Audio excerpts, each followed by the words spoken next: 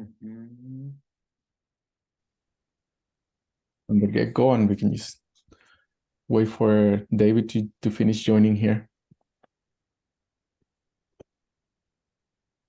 Hey guys. Hi there. Hi. Hello.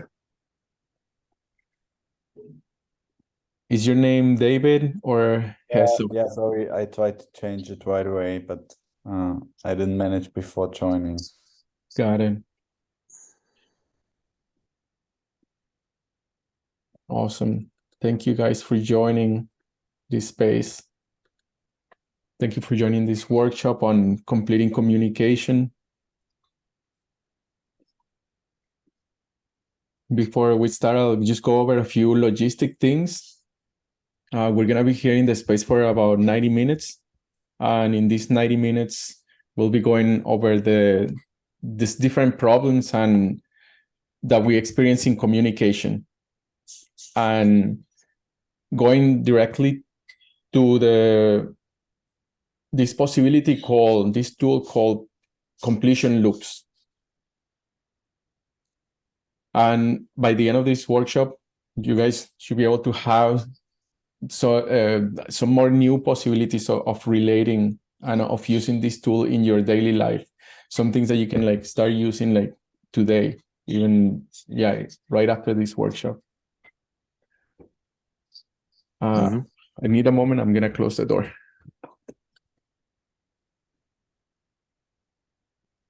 David, weißt du, wie du den Namen wechseln kannst? Ja, ich muss das gerade hier. I tried to manage it right here. Beautiful. So I wanna open up a space for you guys to share a bit about why you're here. And I want to share a bit about first the premise of communication and of how communication works. And communication persists until it's completed. So as long as a communication is not received, it's going to keep looping around, and it's going to keep running around in your system until it is received by someone. And on the other side, once you complete that communication that has been wanting to be said for such a long time, something that's been stifling there or it's been staying in your background for a long time, once that thing is received by another being, it's completed forever. That thing doesn't need to be said again when it's received, when it's fully received. And this is the purpose, this is the value of this tool of completing communication. And this is one of the tools as a space holder in these spaces, we really master it up and we work on towards it's really the basic of holding space, of being there in connection with another being in the present moment with what they are saying. The premise of completion loop is that you don't start a new conversation before the first conversation has been completed. And this is something very difficult for us that have been trained to defend ourselves and to want other people to hear us. So when there is this battle of, I want to be heard. No, but I want to be heard. Like, you're not hearing me. No, but I wanted to hear you to hear me first. And there is this like battle, and it's like a scarcity for the space, a scarcity for the communication, a scarcity of attention, and perhaps like hinting towards a like that we have for most of our life been without experiencing real communication. That actually very few people have been able to be with us and complete the communication that we are sending. And instead of that, what we most often encounter is what we call neurotic communication or neurotic speaking, where is just like speaking back and forward, starting new conversations, interrupting each other, being loud, making jokes, and there is no real communication, just like a chaos, like people talking, and there is really no communication happening. So from this space, I want to ask you about your necessity for being here. What brings you here? And if you could share a few words of your problem, like what are you expecting to get from this place, from this space?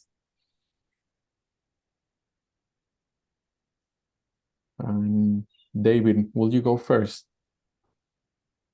Oh, all right. It's a hard topic for me to tell. So actually, Christopher mentioned the workshop this morning, and he said, look, I will attend the workshop, and maybe it could be interesting to you as well, as you may be starting a new relationship. And also, I discovered maybe some things in your communication which could use improvement, or like if you get another look at your communication from outside, maybe you can change something for positive. So actually, I'm totally open what comes up here and to learn more about it. So I hear that you're getting into a new relation with someone, and you're Maybe, but it's more or less, I'm just interested in the topic, so that's the reason why I'm attending this workshop. Yeah. And my question for you is like, how is this relevant for you? Like to the problems that I shared, are they resonating? Do you have a problem like this in your life that is relevant? Because if you have that problem, then the workshop becomes really valuable for you. But if it's just for something sure. theoretical, it's not gonna work. So I could now focus on the last thing you remembered. The normal communication we often have is like everybody saying and interrupting somebody else and laughing, and yeah, I can feel that, and I was already thinking about it while you were asking me, okay, what's your purpose to attend this meeting? And yeah, so yeah, I could definitely see why it could be worth to be here. Yeah. Mm. So you're experiencing this in your circles, in the people that you're relating. You're experiencing this talking, neurotic talking, like people talking over each other All the time. Mm-hmm. Also, so it's not only in private, it's also in business, and like, yeah, like I said, all the time it's for me, it's the normal communication standard, I would call it, because yeah, it's happened most of the time. It is like that. Mm-hmm. Awesome, thank you. Yeah, hold that necessity in front of you while we're going through this experiment and workshop, so you have this reference point of why you're here and what you could use, how this could be of value for you. Yeah, for sure. Thanks. Yeah, awesome. Thank you for joining, David. I'm glad to have you here. Yeah, so I go next. Even though I learned all of my life different things about communication since I'm very young, I experienced my personal limitations, especially in relationships.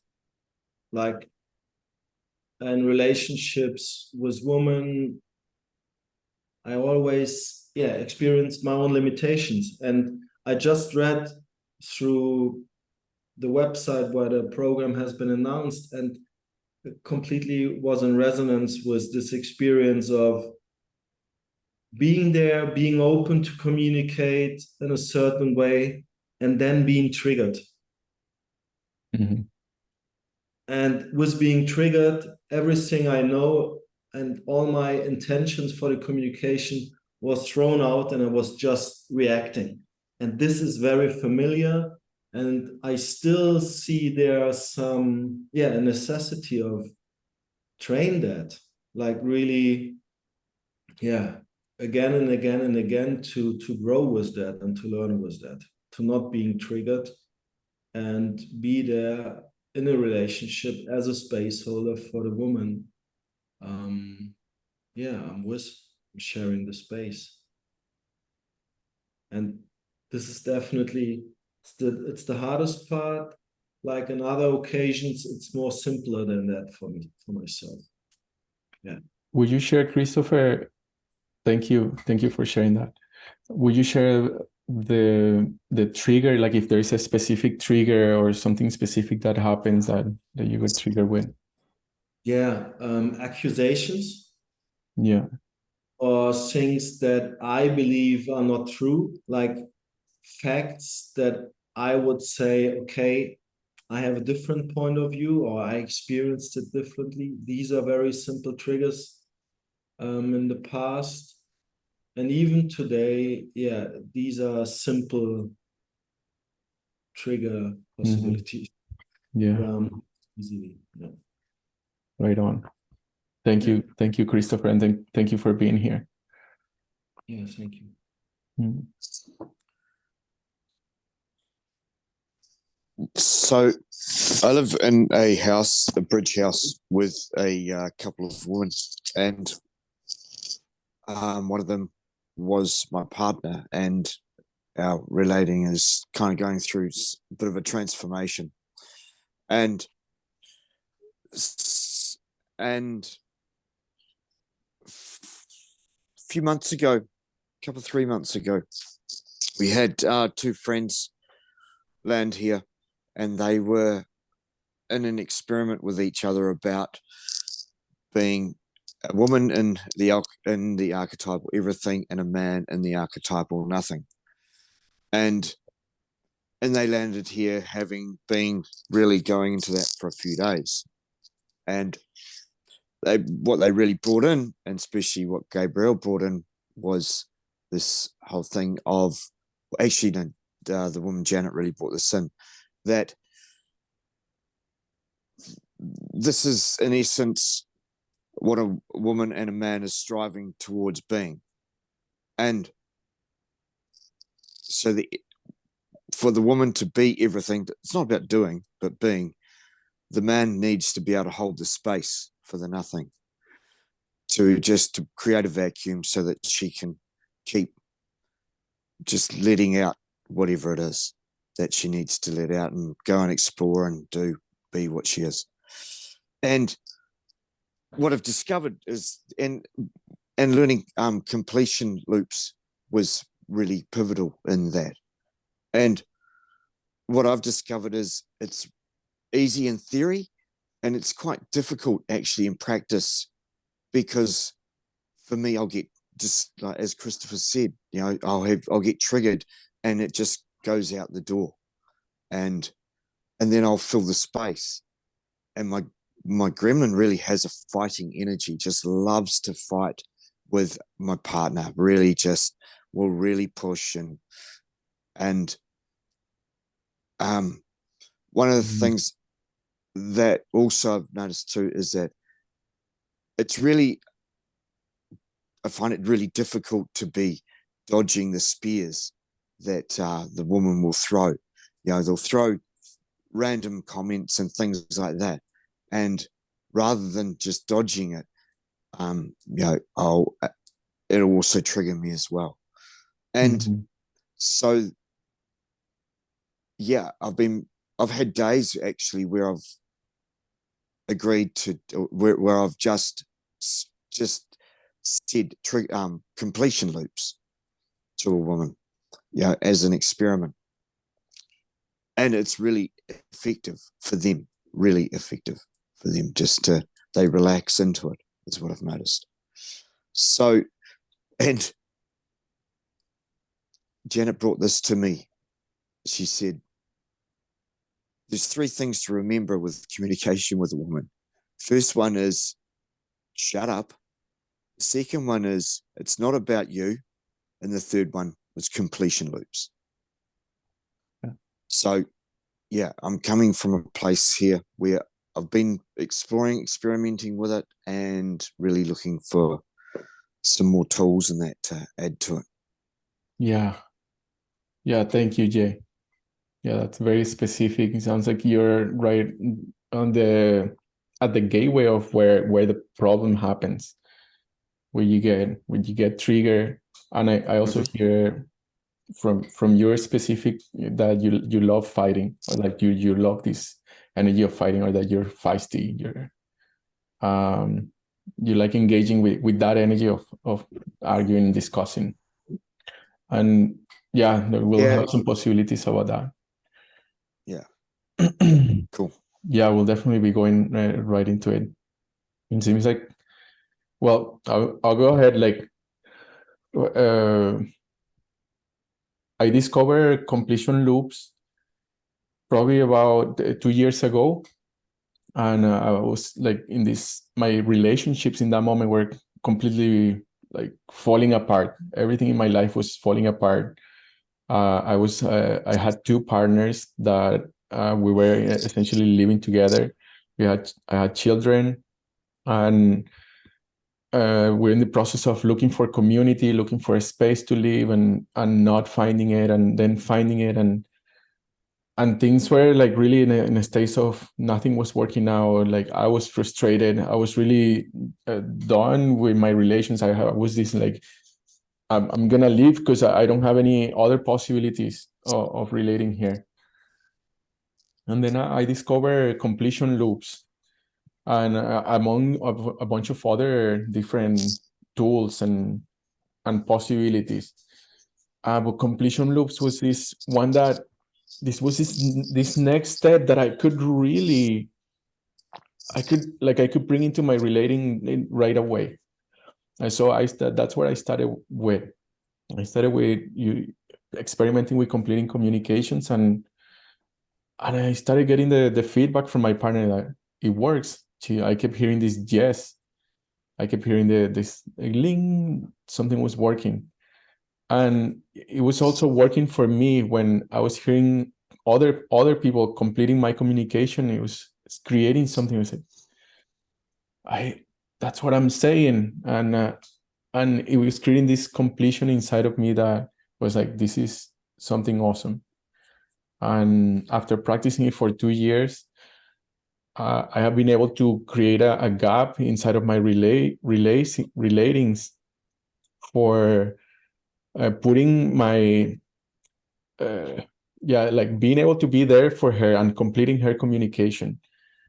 And it's not perfect, and there is so many obstacles. Like I'm celebrating because there has been so many obstacles of noticing moments when I get hooked. When I used to get hooked to her reaction, she said something that was like, oh no, she said it again. Fuck, she said it again. Oh, and not this like, it's like hooks that get attached to my being, and then after that it's like, oh, I'm not here for that. I don't want to hear you saying these things anymore. I'm done with being blamed for this and that. And it's like this like wall that comes up, that all of a sudden I am not nothing. I am something. I am defensive. I am taking it personally, and I'm making it about me. And so there is still challenges there that I'm overcoming. There is still times when I'm still able to complete the communication, but it's not landing. And there is also like these things that are working. There is things that are working when I can say like, yeah, you're telling me that you want space tomorrow, and you want me to be here from 11 to 12. Say, yes, I can do that.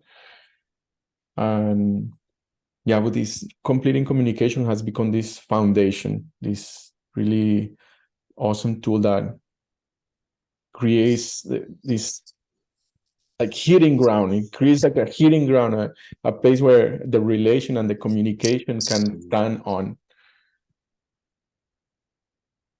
So for this workshop, I have it in 3 different parts. There is 3 different specific things that we're gonna be practicing here for getting to the point where you can have more possibilities about your completion of communications. The first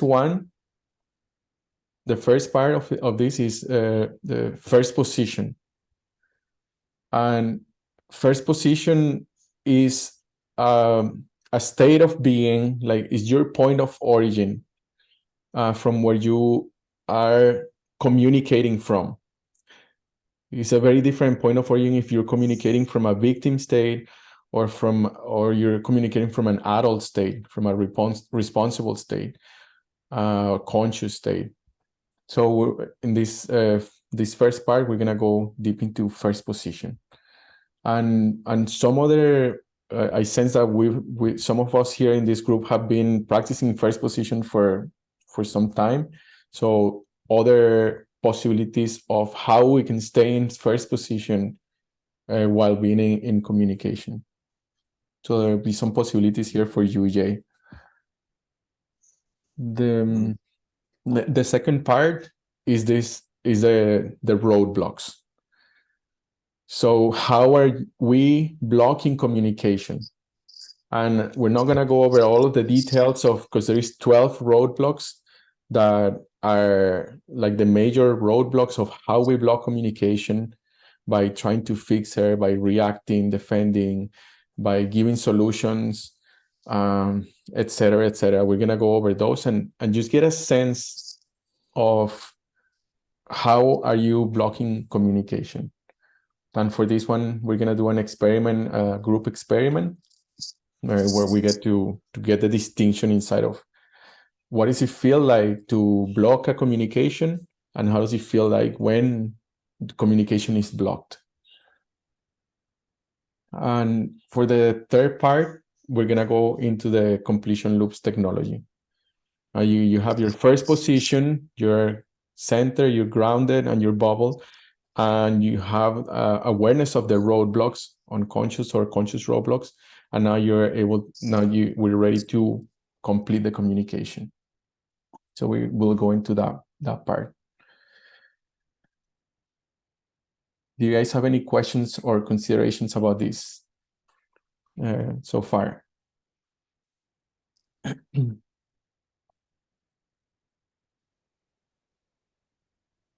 No. Okay, so we're gonna go right into first position. And for this, I invite you to take a deep breath. Take a deep breath into your being and notice the different sensations in your body, nothing the different feelings that are happening inside of you. And in this regards, in the territory that we're exploring right now of communication. Notice if there is sensations in your chest or in your shoulder, in your throat or in your head, in your stomach. Just allow yourself to be present there with those sensations. These sensations, they're probably present there when you are in relation with your partner or in a business situation or in your community where there is a turmoil or there is a movement inside of your being that it's uncomfortable or that is it's pulling your attention. So I invite you to notice where your attention is in this moment and to bring it gently, all of your attention to the center of your physical being, in between your hips, under your belly button. So you're gathering your energetic body, which is directed by your attention. You're going to bring your attention to the center of your physical body. So you inhabit your physical body with all of that energy, with all of your energy. And you're going to be here in a small here and now. And a small here and now is a small cycle. It's not years, it's not weeks, it's not months. It's a minute cycle. It's the second cycle, every 3 second cycle, every 1 minute cycle. So this is a small here and now. And this is the sensation of being centered. This is the sensation of being present here in this moment with your energy, where your energy is inhabiting your being.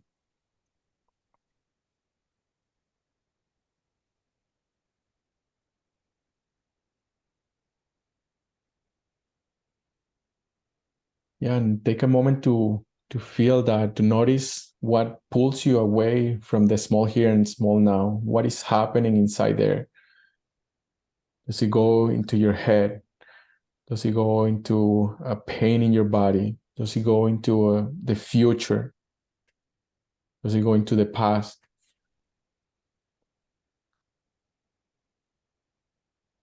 And gently ask that attention and bring back your attention to a small here and now, to your physical body. This is the first step of first position. This is a step of being centered, becoming centered, of bringing your attention to the small here and now, into your physical center of your body. The next part after this is you click your fingers and you declare a grounding cord. This is very important, declaring your grounding cord from your center of your being to the center of Gaia. Declare that grounding cord, which is a thick grounding cord. It has a color, it has a texture, it has a quality of it, it has a vibration. And this is what connects you to Gaia. This is what grounds you. This is what can send that excess of energy to the earth and what can bring emergence of energy into your body, direct energy and information from Gaia. When you're completing communication, this connection is so key. It's very key to have this connection with Gaia, your individual personal connection with Gaia, that you have a place here, that your body is here, that you chose to be born here. And at the count of 3, I want to invite you to say the color of your grounding cord, of your grounding cord. 1, 2, 3. Dark Purple. green. Blue.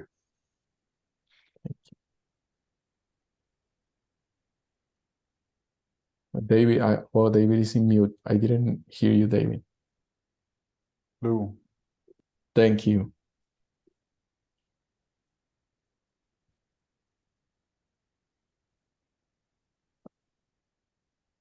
I find a lot of the times when I'm not able to complete communication is because I'm not grounded. So this is why grounding yourself to Gaia is actually seeing the cable, seeing the grounding, noticing how the energy is flowing between Gaia and your being is powerful, and it really can give this little bit of energy for you to be able to stay present, to really be there, and instead of choosing the other thing. So after we're centered, we are grounded. The third step is creating and declaring your bubble of space. You snap your fingers, you declare your bubble of space around you. This is you have a magnetic body. You have different things organs in your body that are moving, different energetic points like your heart, your throat, your mind, your guts, your center, your root, your sex, and the stomach. And these are all moving. These are all like creating a movement. When you're breathing, the lungs are expanding. And then when you're breathing out, the lungs are contracting. And this movement, it creates a magnetic field that is around you. This is also a way to say your aura. So this is your aura. What is your vibration? What is the movement that is happening inside of your being? That magnetic field that is active. And in declaring this, you snap your fingers, you declare your bubble of space, you're taking responsibility for that. Being centered, you're inhabiting your physical body with your center, you're grounded to Gaia, and you are seeing and declaring your bubble of space. And the value of the bubble of space for communication and completing communication is that you can start getting the distinction between their thoughts and their feelings, their experience from your own experience, from your own thoughts, from your own emotions and feelings. And you can sense that right now. You can sense that, like, where is my bubble of space, and how am I letting others, where are the holes in the bubble of space where I'm letting others come in, or where I'm pushing myself out to go into other people's bubble of space. And this will give you a hint about how you, or where you are losing that clarity about what is it that you are doing, what is it that you are creating in the moment.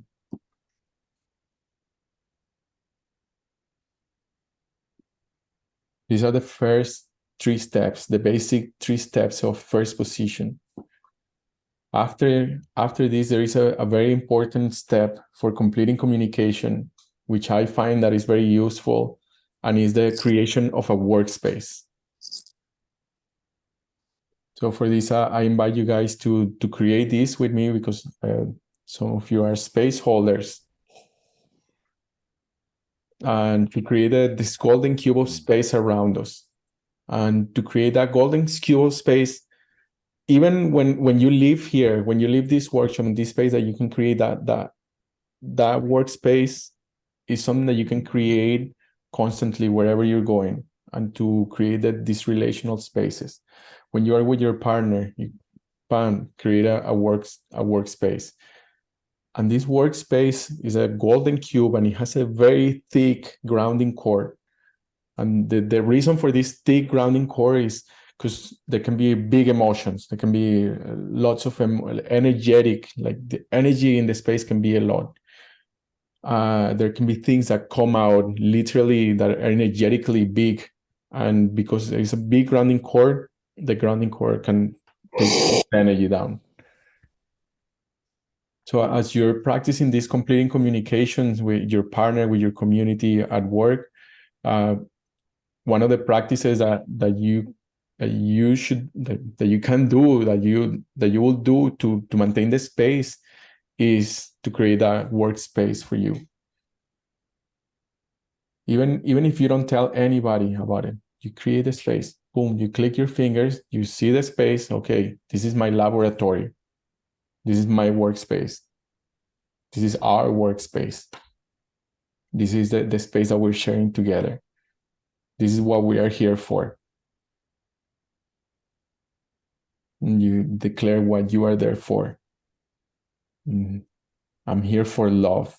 I'm here for communication. I'm here for relating. I'm here for sharing and creating teamwork. And I invite you guys right now to bring what you are here for. What is your principles of being here for? Clarity. Clarity. Healing. Transformation. Possibility. Yeah, honesty, community. Thank you. Yes. Learning. Yes. Learning. Amazing. Thank you. Evolution. Yes, transformation, healing, evolution, community, clarity, learning. This is the space. This is a space that is possible for you to create it in wherever you're going. That you can create this space of connecting. That we're here, and we're in a small here and now, and the space has a thick grounding core. So whatever happens here it can be grounded. It can be taken by the earth, and it's actually something that nourishes the energy. Like the earth knows what to do with all of that. So this is, take a picture of yourself right now and take a picture of the space, an energetic picture, and noticing that your center, your sensation of being centered, being in the space, of being grounded, having your bubble of space.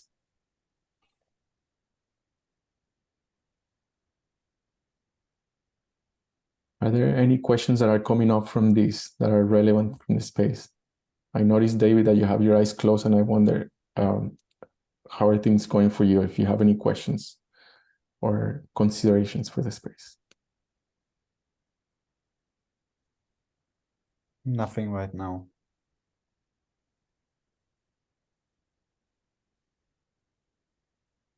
Okay, thank you. In this part of first position, it's easy to go there when you're in a controlled space. Right now, we're all sitting in our room. We have a space. We've made space to go into this workshop and go into this space. So we don't have like external stimuli. There is no children running around, or you don't have to go out and take out the garbage right now, or you don't have to like go make a phone call. Like we're in this space that is dedicated for learning and for all of these things that we put into the space. So in a way, it's easy going into first position. And what happens is when we get pulled out of first position, what happens there? Like you both, Christopher and Jay, you mentioned getting triggered, getting emotionally triggered and becoming reactive, and all of a sudden that commitment that you had to complete communication for your partner is out of the window. It's not there anymore. It's like, it's gone. I'm tired, I'm angry, and I don't want to keep hearing your shit. And it becomes this like shifting from this space. So one of the possibilities that were coming up for this, or you probably have practiced this, and it's something that actually really worked for me, was practicing the torero, the bullfighter cape. This thing, so when you're engaging with your partner in communication, you have energetic bullfighter cape. And if you're holding it right in front of you, what happens? The attack comes from your partner, the energetic communication or the excess of energy comes, and it crushes you like a bull. So you're taking in that whole energy, and you're getting it passing through you. And I remember like it's like, I don't want that. I don't want that thing coming to me. So in practicing this bullfighter cape technique or tool, you get to like really hold that cape beside you. You really get to hold that cape beside you, so that the energy goes there and it doesn't go through your being. And this is so effective. And the more you practice it, at first, you might have to actually put your hands like that. And your partner might be wondering, like, what are you doing? And you said, I'm just bullfighting, or I'm putting my cape on the side. So this energetically, this is really powerful. And you don't have to do it like this all the time. You can do it energetically. Instead of holding your cape right here, where the attack is gonna go right through you, and it's gonna like hook you and touch you and create the turmoil, you hold the cape to the side, so that the bull comes, it passes through, and you're ready to face it again. You're not dead. You're not completely attacked by that or touched by that. and you can still be in communication. This is a game. It's not a fight. It's a game that you're playing with your partner of sticking with your intention, sticking with your commitment to communicate and to be there for her and to receive her communication. Yes, come on, let's go. I got you. Vamos. Yes. Go right here. Yes. Yes. And then you turn around, then you do it again. Okay. Vamos. Yes. I'm right here with you. Yes. I hear you are pissed off because I didn't do the dishes last night. Yes. And being there, this is one of the possibilities that really shifted for me, and it keeps growing my possibility for being there for my partner or for anybody that I'm communicating with, really. Because there is other people that I communicate with that I get also triggered. Are there any questions about that are coming up about first position or this your point of origin? Any other specific questions about this that you like possibilities about?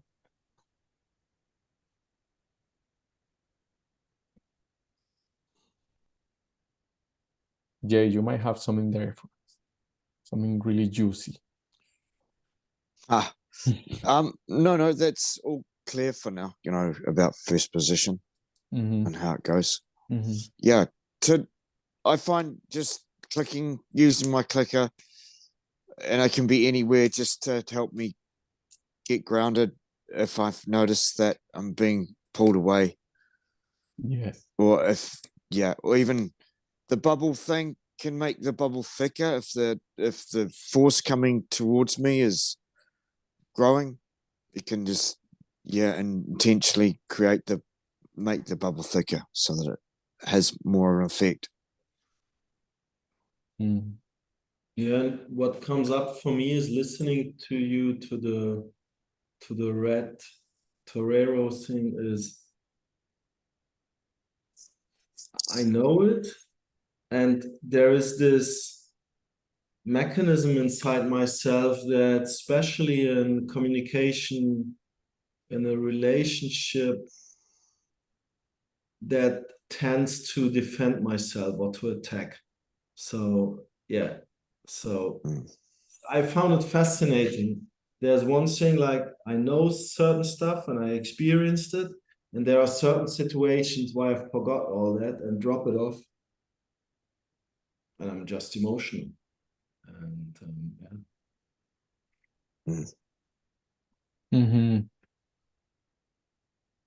Yeah, for you, Christopher, I see that there might be a competing commitment. That there is a commitment from you to be offended or to let that be about you.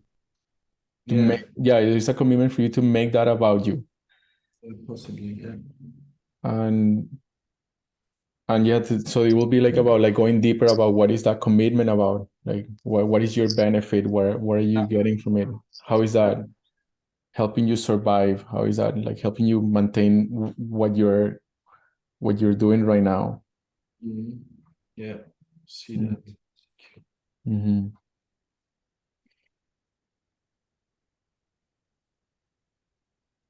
I think for me the hardest part with it is that going into a conversation and being grounded before, or being really present at the moment, because most of the time it's the conversation maybe starts too early when you're not present, when you're not listening, or when you're getting distracted from or you can be easily distracted by anything else. And then I find myself not really being present in the room, and then it's hard to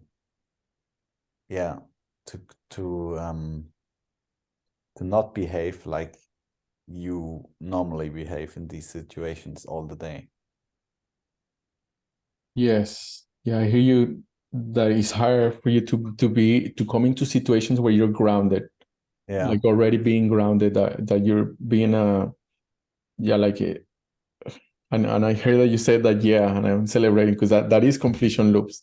I'm applying right now completion loops to complete what you're saying, and you say yes, and that's one of the checks, like that communication is happening when you hear that yes.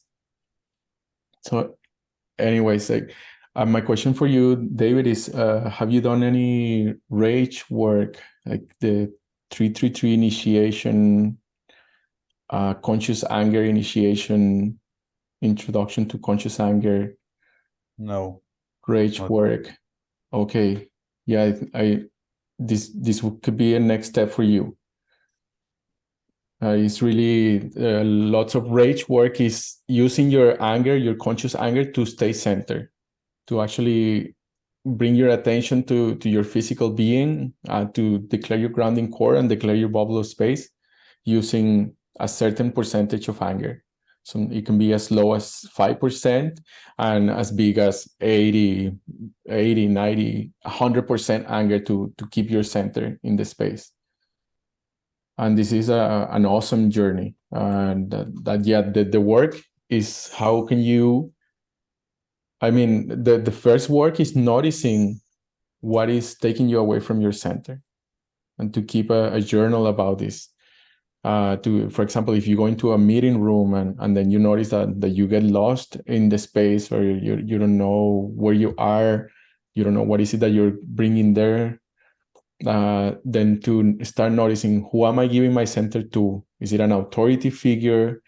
Am I giving my center to the institution that I'm working for, or am I giving my center to money?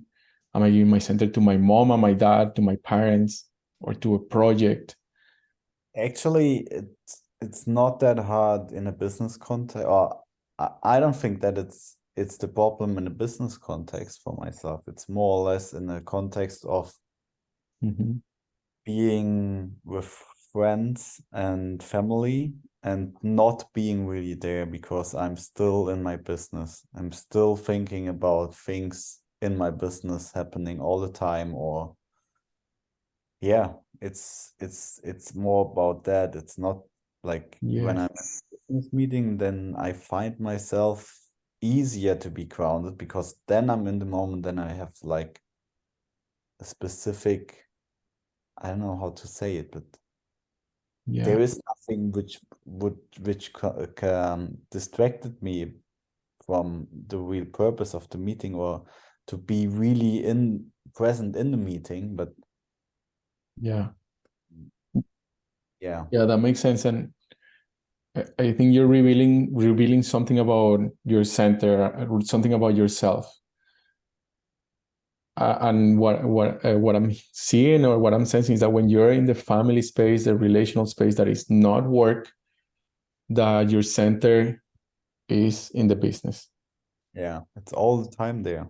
Yes. So you're not really there with them. You're not really there with them. Like, your center is in the business. And this is very relatable, very, very common. You're not the only one there. And it's, what I suspect too is that when you're in the business, that you're also giving your center to the business. And in a way that is rewarded, that gets rewarded, that gets like, oh yeah, you're going to evolve your business, grow your business. And still, the question is like, do you have your center within you? Yeah, and it can be, because it's a game world, and if you're taking a stand for your game world, then you're being a center for the game world to evolve. You're being the center of that business. So I guess the noticing, the invitation for you for this next few months or next week and the future, to notice the pain when you're in your relational spaces with your friends and family, and notice, start getting in touch with the pain of having your center somewhere else, not being there with them in a small here and now. The thing is, for me, that's sometimes it's a decision. So I'm not ready to pay the price leaving my business.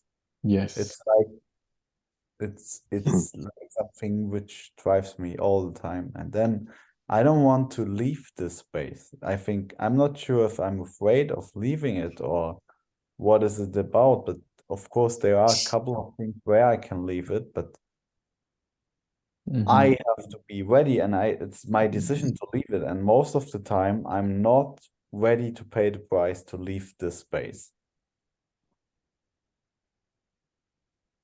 Yeah. Yeah, that makes sense.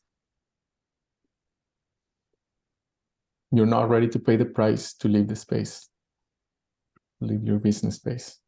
Okay.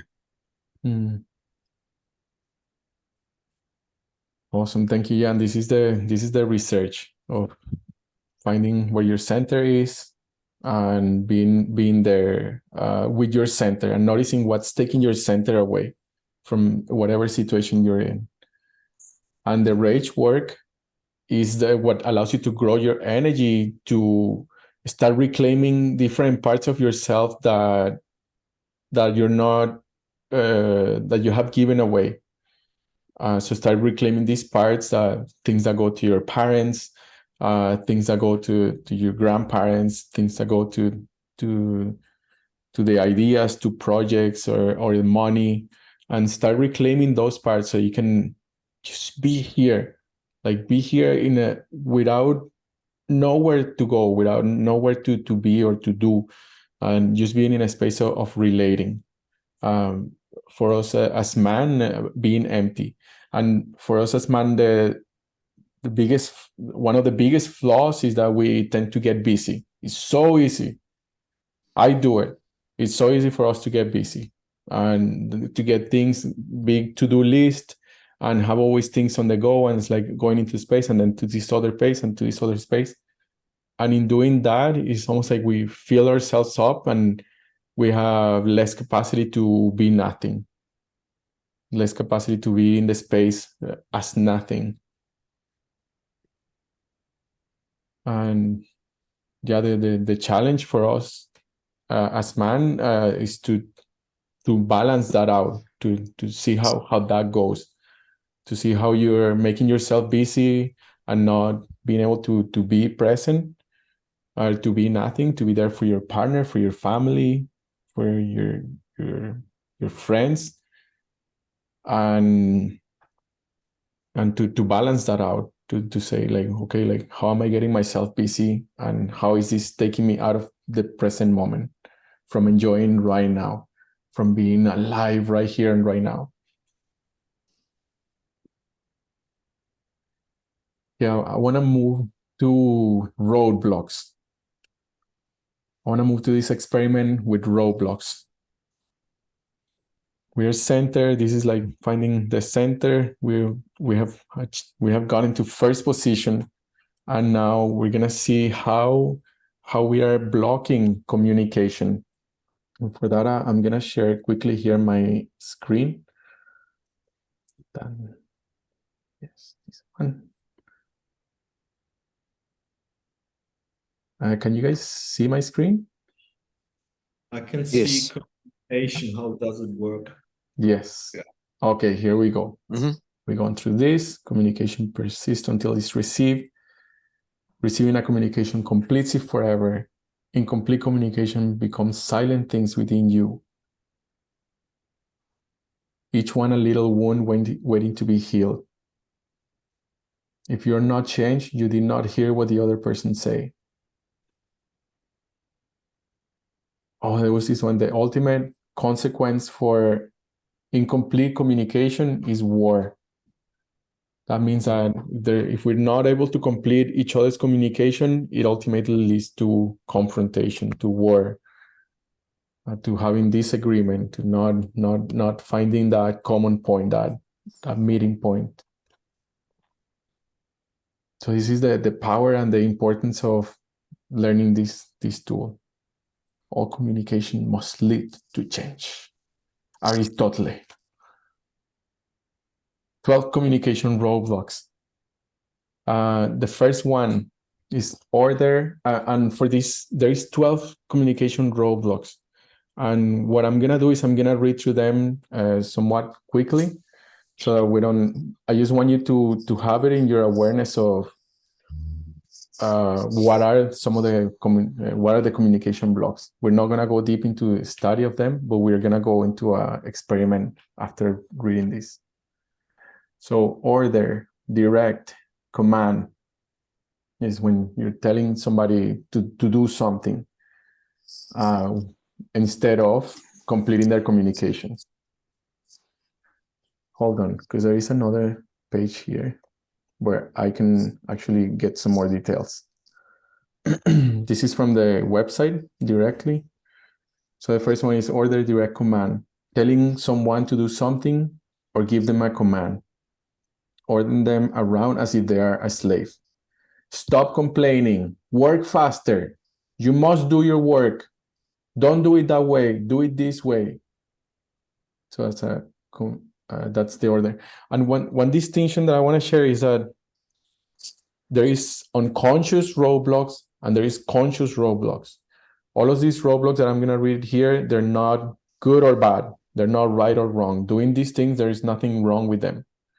And what happens is when we're doing it from a place of unconscious, not knowing what we're actually creating. But you can actually use these roadblocks to direct a conversation, to direct where you want a conversation to go, to stop a conversation because you don't want to receive that information, or you don't want the communication in that moment. So you can use this in a conscious way. And we're going to go about it as unconscious, like how are we doing these things unconsciously? And as I'm reading this, I want you to think of what are some of the communication roadblocks that you use yourself. So the second one is warning, admonishing, threatening to punish. So telling someone the consequences that will occur if they do something, predicting the future. So keep doing that and you'll be fired. If this doesn't change, you will be sorry. You better take care of this or else. So this is, like that, threatening. The third one, exhort, moralize, preach, telling someone what they should do or ought to do when they did not ask you to do this for them. You should not act like that. You gotta do this. You must always do this thing. You must always be good. You must always be nice. You must always be kind.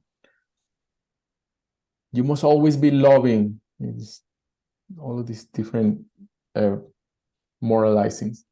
Advice, the fourth one is advice, give solutions, and suggest things. Telling a person how to solve a problem. Giving a person advice or suggestions. This is big for men. We do this so much. Providing answers and solutions or prescriptions unasked for. I suggest you forget about this. Why don't you take a vacation? You could try something else. My advice on this is that you go to the thrift store and get new clothes for yourself, whatever it is. We as guys, we're so used to receiving and giving instant advice, trying to fix them. The number 5. And if there is anything that comes on this from you, an example or something that's relevant, say it out loud. Speak it into the space. I'd love to hear it. So number 5, lecture, teach, give logical arguments.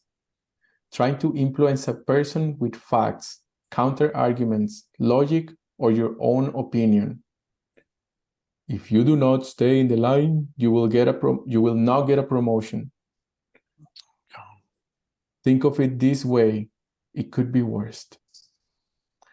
Let us look at the facts. So it sounds like for me, there is some of this active for me right now or something like that I'm noticing. Number 6, judge, criticize, disagree, or blame. making a negative judgment or evaluation of a person, trying to get them to stop doing what they're doing. Anybody here do that?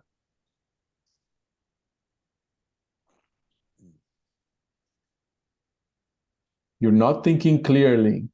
You are wrong about that. I disagree with you about that.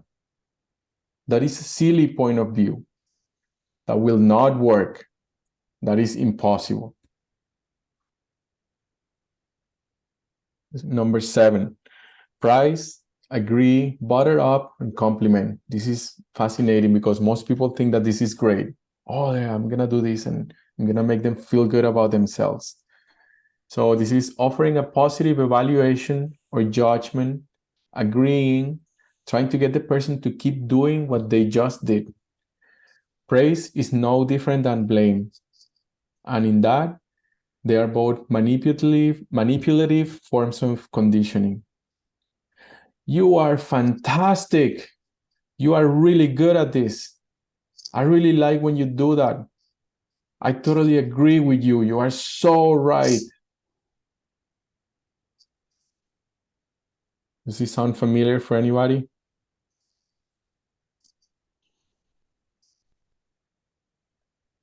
Number 8, name call, ridicule, shame, categorize.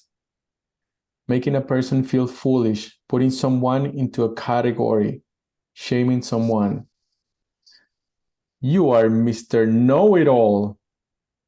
Do you always make mistakes like this? You are the problem here. Wow. Name call, ridicule, shame. I was a victim of this. I went in my childhood a lot.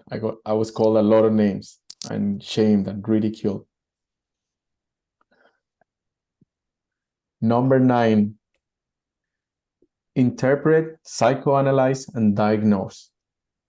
Telling a person what his motives are, analyzing why a person is doing or saying something, communicating that you have someone figure it out. Some examples are you are just jealous. You really don't believe that at all. You feel that way because you just lost the game. You did that for revenge. Probably you are just hungry and tired. Wow. Yeah. Number 10, reassure, sympathize, console, support. Trying to make someone feel better, trying to talk someone out of their feelings, trying to make someone's feelings go away, denying the strength of someone's feelings. You will feel different tomorrow. Everyone goes through periods like this. Don't worry. Things will work out okay. I used to think that way too. The same thing happened to me.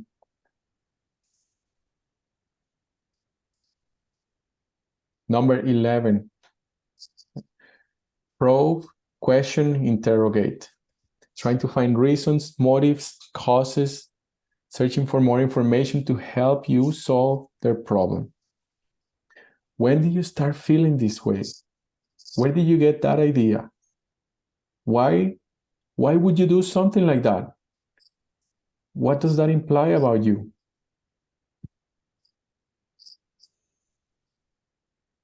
These are deep. Like I'm noticing as I'm reading through this, like every time I go back into these roadblocks, I discover that there is so many of them that are, in a way, like I'm still doing. And reading this is very refreshing. And it's like, oh, and like there's these things that I'm doing in my life that I'm still doing them. The number 12, last one, is withdraw, distract, humorize, and divert. Trying to get someone away from the problem, withdrawing from the problem yourself, distracting the person, getting them out of it, pushing the problem aside. Just forget about it. Come on, let us get some ice cream. that guy's just a jerk anyways. I'm not interested in this stuff. That's a big one. You have been through all of this before. We have been through all of this before. Does that sound familiar? Where are you going on your next vacation?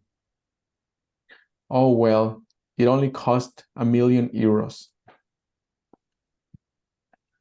So those are the 12 roadblocks that block a communication from continuing, from being received. Somebody's giving us a communication, and these are things that we say or do that stop that communication from being received. And you have probably been on the other end too. You have probably been on the end where somebody blocks your communication. Something that you want to say, something that you are saying, and then somebody comes and say one of these. Does that sound familiar for you? That these things happen to you too? Mm. Okay. So from this, we're gonna move on into an experiment.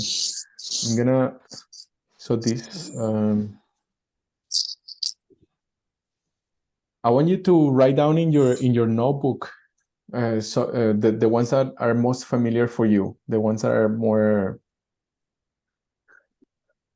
actually these are already within you. You already know what are the roadblocks that you use for communication, and you use them in almost mechanically.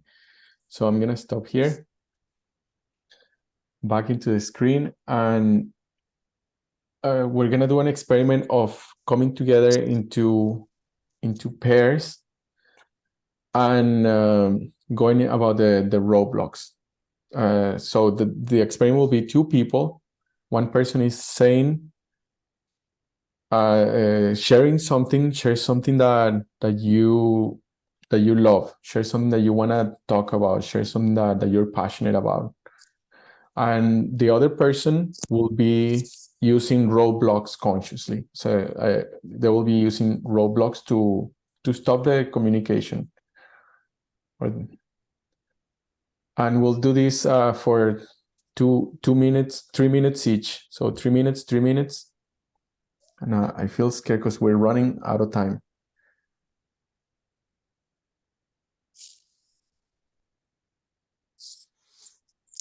Okay. So we'll go into breakout rooms, and each person will take turns of using the roadblocks. The one person will be using roadblocks, and the other person will be trying to send a message. And then after 3 minutes, we'll switch around. And will you communicate the time, Jorge, or is it in the responsibility of the group to take time? And yes, and I'm not so familiar with the messages. Sometimes. So each group has to take care for the time. Yes, I would say each group takes care of the time, and at the end, so mark 3 minutes, and then switch around the next 3 minutes. I'll try to send a message to everyone, and if it doesn't work, I'll just call you back into the space after the 6 minutes. Yeah. Okay. Breakout rooms.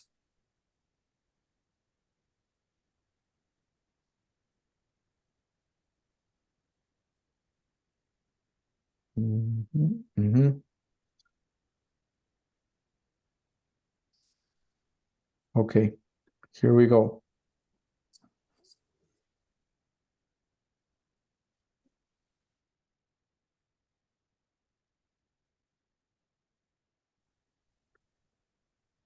Hi, David. Hi. Alrighty, so we're gonna take turns. Would you like to be going first as the person that's communicating, or doing the roadblocks? I think it would be easier to communicate, maybe. Okay. All right, let's do it then. Yeah, 3 minutes. Let's shorten it up. I think 3 minutes is a lot, but let's go ahead. So I just talk about something I love, or what's all right. I love going to the mountains, and Oh, that's amazing. You love going to the mountains. You see how I just block the communication. So this is I love the weather in the mountains because Why are you touching your hair like that? Your hair looks great. I mean, your hair looks great. Yeah, keep going, keep going. Sorry, I didn't mean to interrupt you. I don't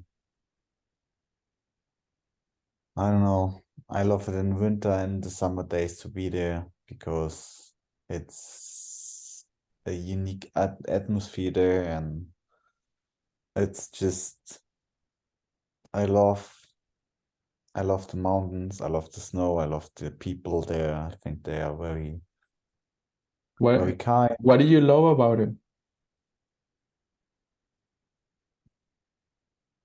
What are you thinking about your? You love the mountain. Yeah, people are so kind.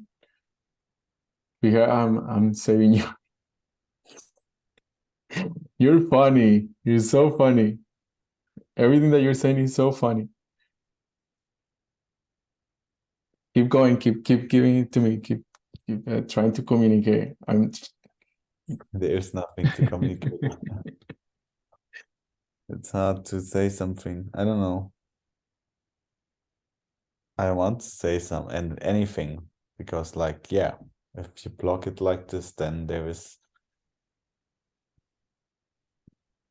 Me? I block it like that? yeah. I'm not blocking it like that. I mean, it's you that's taking all the time to say something. So it's like I'm not blocking anything. It's you. It's all you. We're still in the experiment. I'm trying to block your communication and using communication blockers. Yeah, and I'm getting annoyed of it, and like, yeah, it works. Totally works for sure.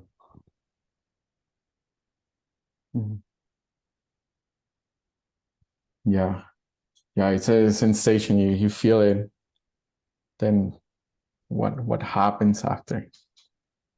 Is there what happens to the connection? What happens to the? It's lost then, or there's like you're getting annoyed, you're getting angry, and you're like bored, and I don't know. It's a weird feeling. Alrighty. Thank you, David. Let's switch around now. Now I'm gonna be sharing, and you're gonna block my communication with any of those. I try. Alrighty. So yesterday I went to my children's house, or the house where my children live, and we were playing this really fun game called Avatar, where we're just like throwing pillows at each other. Avatar is a TV show that they watch where there's like they practice martial arts and they are bending of elements and stuff like that. They have the fire element, earth element, the water element, and the air element, and there's these different nations, and each one of them has the different capacities and to bend the water and the elements. So I play this thing with my kiddos in the playing room, throwing blankets at each other and throwing pillows at each other. And Right, you throw pillows at each other while you're playing Avatar. I don't get it. what's that? I don't get it why you're getting into throwing pillows to each other while playing Avatar. How is it related? It's just the game that we play. We play that each pillow is the element of air, or a blanket that is red is fire, or a cushion that is brown is the earth. So we like play throwing these things at each other, and they love it. Yeah, for sure. Yeah, I'm gonna go to play with them later today, and one of my son, he really wants to train and play. Are you sure about that? What is that? Well, I like cooking too. I like making food and making delicious alchemy with different ingredients of food. Yeah. I'm noticing the pain of talking to the space without consideration. And I'm glad to be doing this experiment here with you, of sharing and being creating roadblocks in the communication. Alrighty, I think that marks the 3 minutes. Yeah, it's actually, I find it quite hard to be on purpose the roadblocker. Of course, I can find myself into these different what do you say, into these different roadblocks, or there are, but Oh,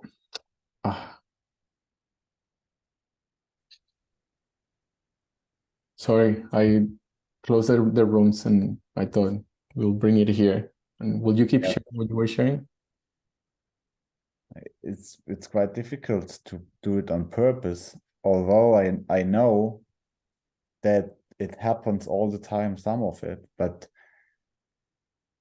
to erase all of it, it's quite, I don't know how to do it, because it's easy to say don't do this and don't do this, but it's harder because there is nothing specific to do.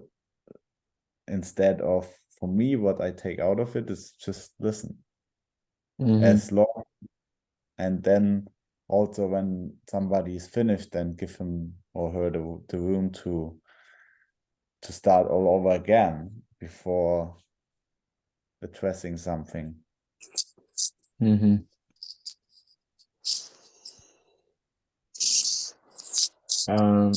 Yeah, for me it was showing up as the when I was the one blocking the communication, it was there was something like up here in my mind, like I wanted to say something, or I wanted to prove myself, or I wanted to be present in the space. I wanted to say something smart, or show that person that I'm listening to them, or I'm there for them. And there is ways of doing this without interrupting, without breaking the flow of the communication. You can, for example, you can do like that sometimes it can reassure the person that you're listening and that the communication can keep going. Sometimes like a small yes, I hear you, and then it can keep flowing. And it can so easily slip into roadblocks. So that's why it's important. Christopher. Yes. Do you guys have anything that you want to share from this space, from where you were just into? Yeah, I am definitely a professional roadblock manager. Yes. I know all of them, and I am aware that I use them. And at some roadblocks, I built some very clever strategies. And I really want to check if they work or not. For example, some roadblocks I'm avoiding in asking a question. For example, do you want to hear my opinion? So I have an allowance. Or for example, the consequences, instead of telling my consequences that I see, I ask people, what do you see as a consequence?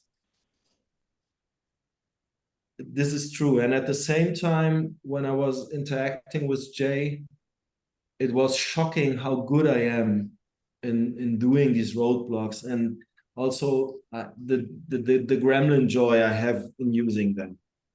It's like, yeah, good series of Netflix with some chips and popcorn, ready to bring some, burn some people down. So yeah. Thank you for sharing. Yes.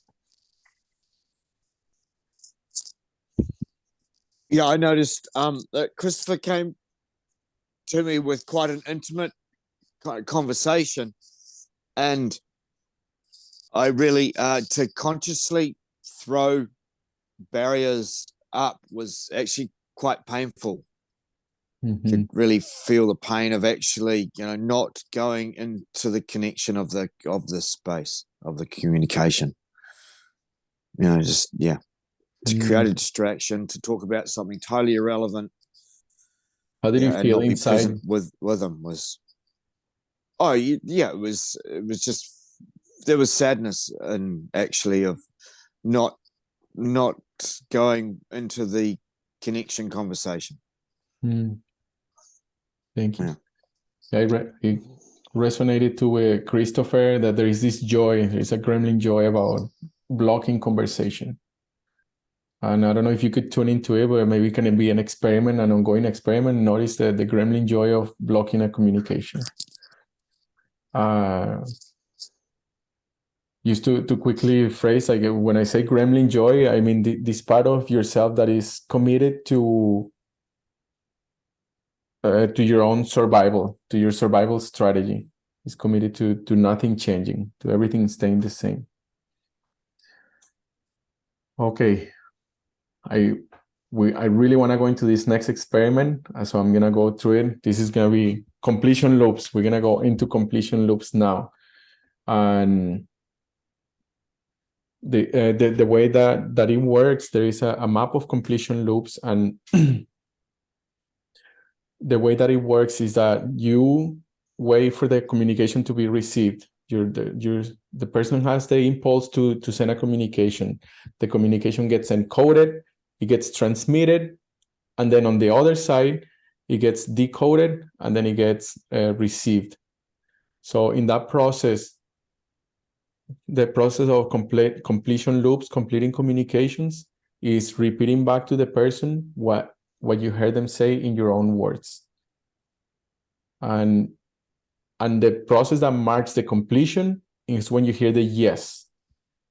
You hear that yes, that's when the process is completed. That's when the communication is completed. And when you hear that yes, it goes to the next layer. What is the next layer? And then you go on. And there is ways that you can stay in contact with the person with completing communication. That it keeps the conversation to going to the next layer. Okay, what's the next layer? Okay, yes, what's the next layer? And if you hear a no, then you know, like, oh, there was a miscommunication somewhere in there. The message didn't get completed. So for this part, we're gonna again go into breakout rooms and go for 3 minutes. Take 3 minutes turn.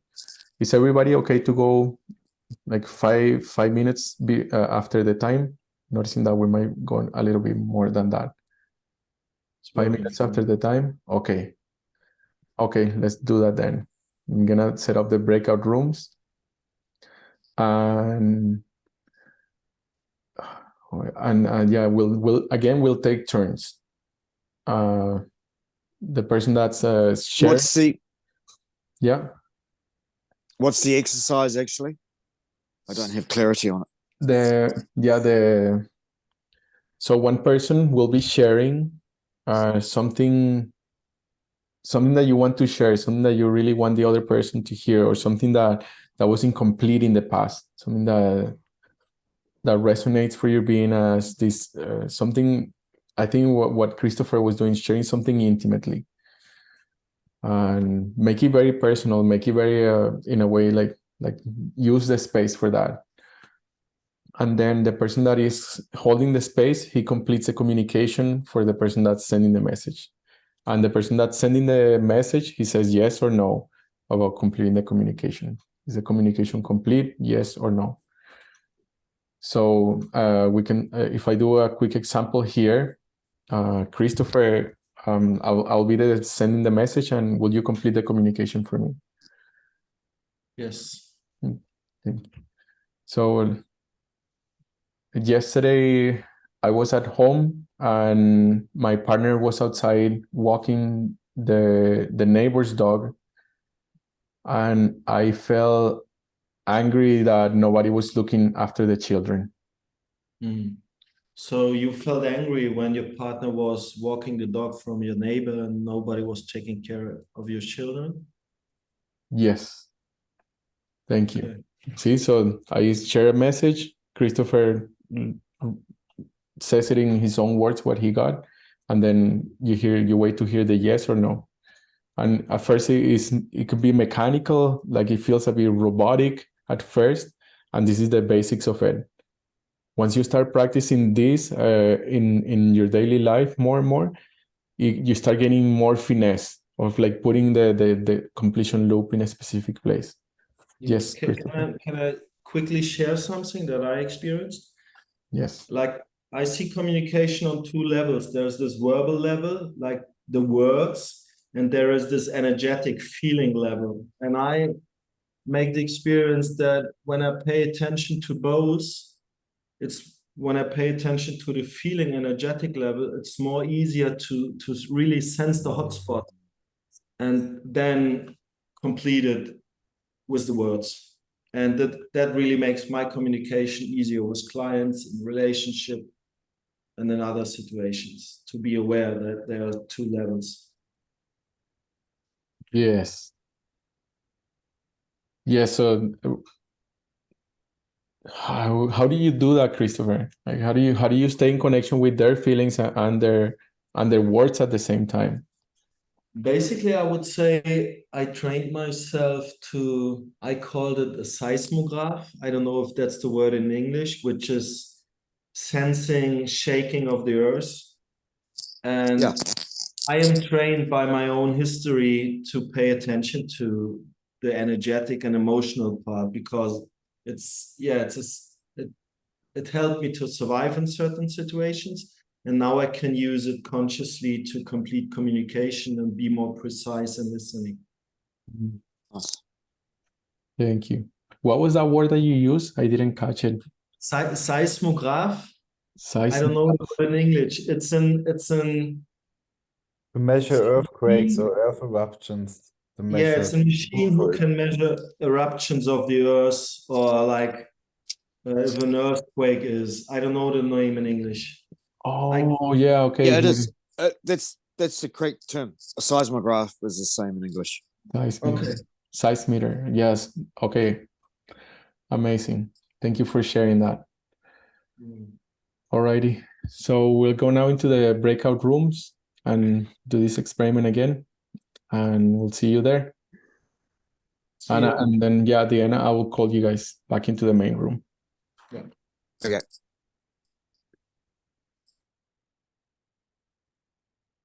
Oh, you here?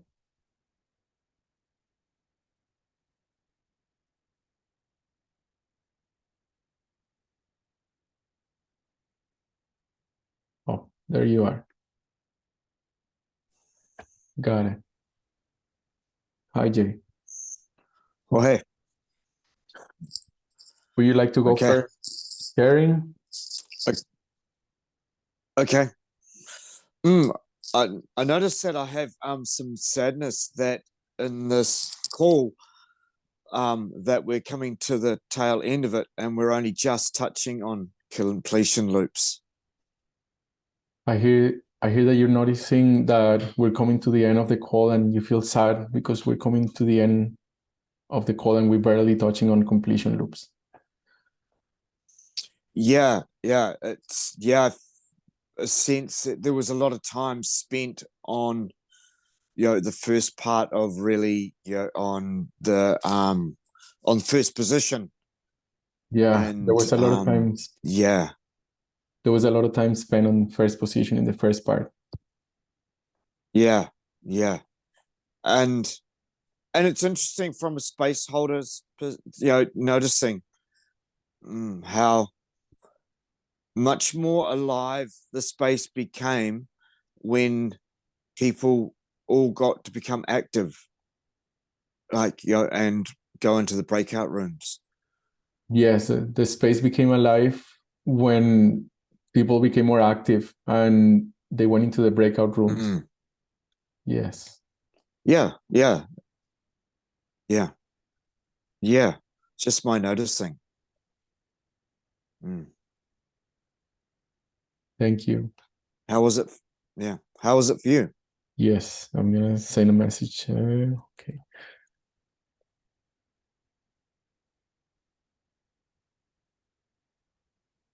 Okay.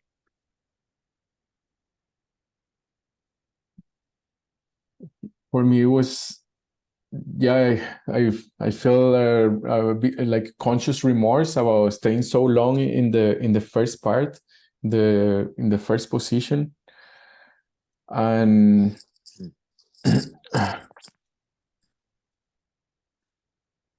Yeah, so you have conscious remorse from taking so long in the first part.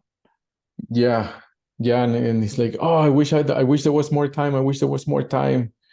And why did I take so long into that? And noticing that it's actually the core, the part of the core practice is being in that first position. That is that is important. And So you felt some sort of pressure about the time, and not necessarily, you know, why did you take so long with that? But you feel really that it's real important that's really an important part of you know, being that in the first position. It's a yes, core thing. yes, and I wanted, like, ideally I wanted to make it more time for this practice, where we could have gone into this practice for 10 minutes, like 10 minutes each, 10 minutes for you to practice completing communication, and 10 minutes for the other person to practice completing communication, and time just went really fast. Yeah, so you wanted, your idea was to have 10 minutes for this and 10 minutes for that person, 10 minutes together, and being able to go into it more, and time just went by really fast. Mm-hmm. Yeah. Yeah, and I feel scared that there wasn't enough time to really land the distinction of completion loops. Yeah, and you feel scared there wasn't enough time to really land the use of completion loops. Yeah. Okay. Okay. I think Thank that you. marked the 3 minutes. We're gonna go back to the main room, and we'll share the what happened here in there. Thank you, Jay. Yeah. Thank you. Those are rooms.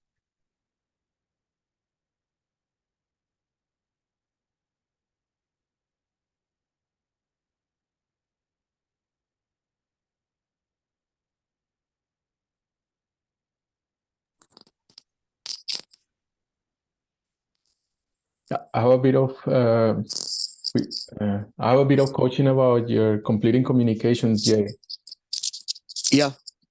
And what the first coaching is for you to stay kind of like closer together with who you are completing communication to, that you're like right there, that they say something, don't let me get so far ahead, like almost like interrupt me to complete communication.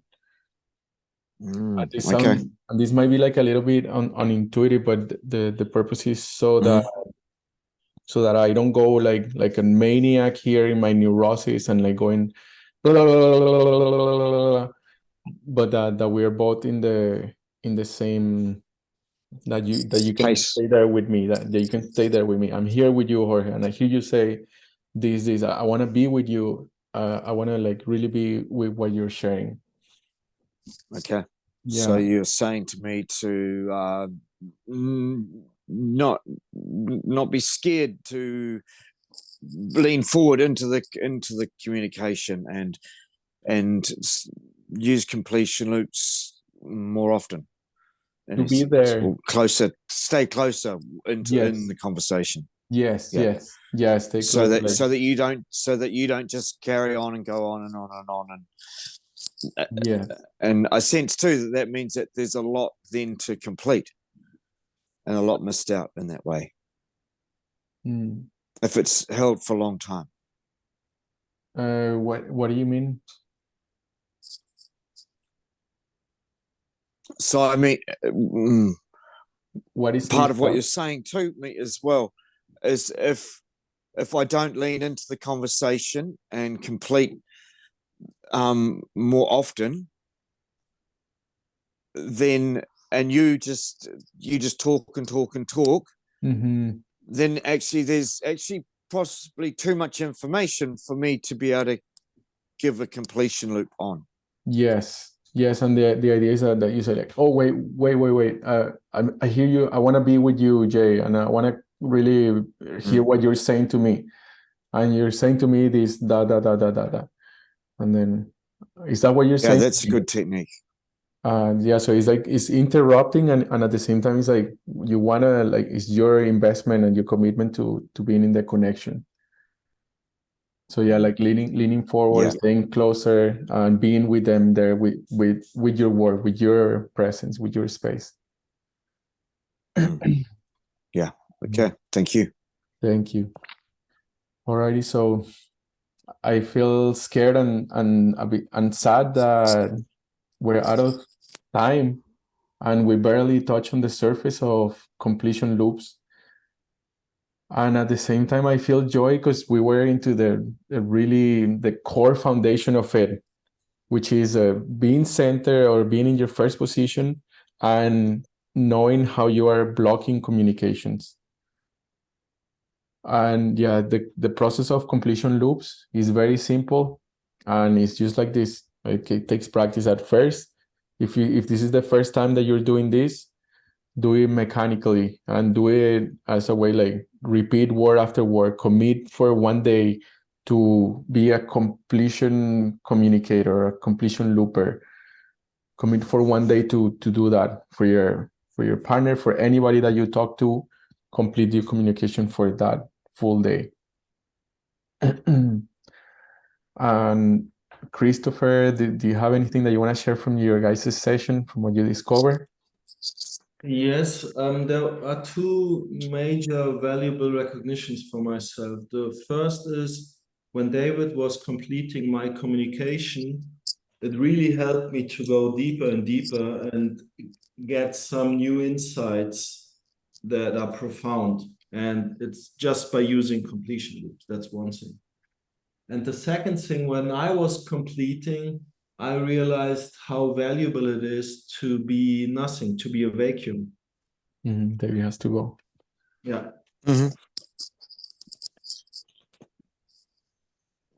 Yeah. So it was very helpful for you that David was completing your communication. It was valuable because you were able to go into the next conversation or the next layer.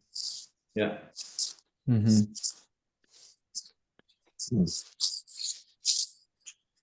Okay, I have to go too, gentlemen. Thank you so much, Kai, for being here. Yeah. I will send you the links from this, and thank you for joining this space. Thank you, Jay. Thank you. Thank you, Jay. Yeah. Thank you. I'll be here for Thank you, Christopher. I'll be here for 5 more minutes if you're gonna be here, Christopher. Yeah, stay. Yeah. Yeah. You want to stop recording or keep recording? Yes, this is it.